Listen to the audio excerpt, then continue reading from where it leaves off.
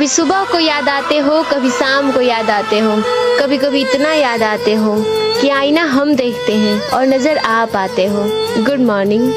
मुझे तो तेरी खूबसूरत जवां इन अदाओं ने मारा है, जरा पूछ मैंने बिना तेरे कैसे ये लम्हा गुजारा। ये दिल आशिकाना, ये दिल आशिकाना, ये दिल आशिकाना, ये दिल।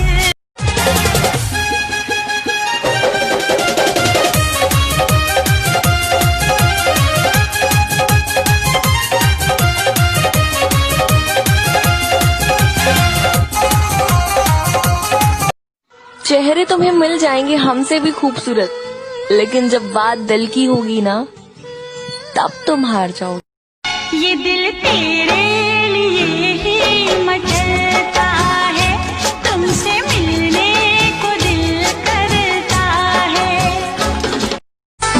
तू हंस के बोला लुए जहन दिलवा के तोहरा तू बढ़ी गइल।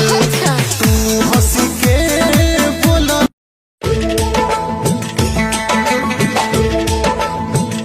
किसी दिलवाली ने, किसी मतवाली ने हमें खत लिखा है, ये हमसे दो